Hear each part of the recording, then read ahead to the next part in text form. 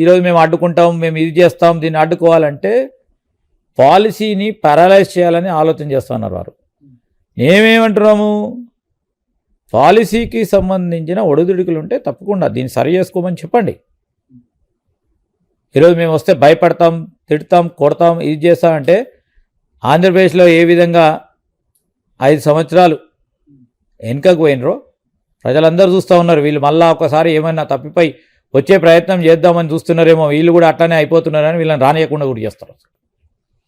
స్పష్టం ఇది రోజు పాలసీ కంటిన్యూయేషన్ విషయంలో నేను ఉదాహరణ చెప్తున్నా. 92లో ఆ రోజు రాజీవ్ గాంధీ గారి ఆలోచన కంప్యూటర్ యుగానికి సంబంధించిన మనము ఫౌండేషన్ వేయాలా అని ఆలోచన చేస్తే పివి నరసింహరావు గారు తర్వాత ప్రధానమంత్రి అయిన తర్వాత ఇక్కడ ఎన్ జనార్దన్ రెడ్డి గారు ఉన్న సందర్భంలో చీఫ్ మినిస్టర్గా సాఫ్ట్వేర్ టెక్నాలజీ పార్క్ ఎస్టిపిఐ సంబంధించి కేంద్ర ప్రభుత్వం తీసుకున్న నిర్ణయం హైదరాబాద్లో ఫస్ట్ ఎస్టిపిఐ అది ఫౌండేషన్.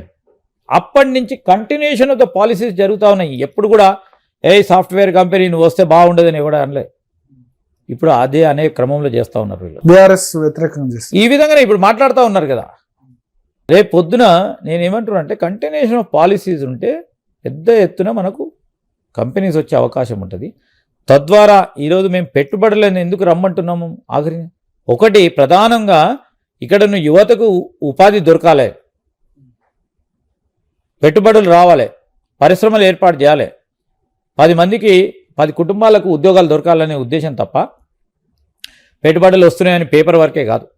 నేను స్పష్టంగా చెప్తా ఉన్నాం. మేము 4వ సంవత్సరం తర్వాత పెట్టుబడులకు సంబంధించి ఎన్ని ఉద్యోగాలు సృష్టించినాం, ఎన్ని పెట్టుబడులు వచ్చినాయి, వచ్చే 10 రూపాయలు వచ్చినాయా, మేము 100 రూపాయలు ఆశిస్తే 50కి 50 వచ్చినాయా, 100కు 100 రావాలని ప్రయత్నం చేస్తూ ఉన్నాము.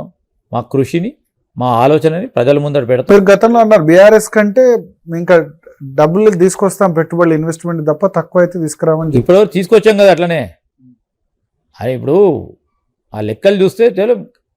అప్పుడున్న పరిస్థితి ప్రకారం మేము ఎంత పాజిటివ్ ఆలోచన చేస్తామంటే అలా చేత కాదా అంటలేము.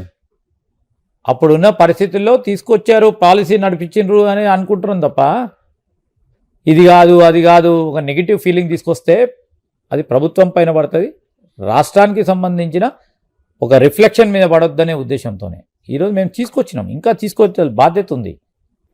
ఈరోజు ఒక బ్యూటిఫుల్ ఈకో సిస్టమ్ ఉంది.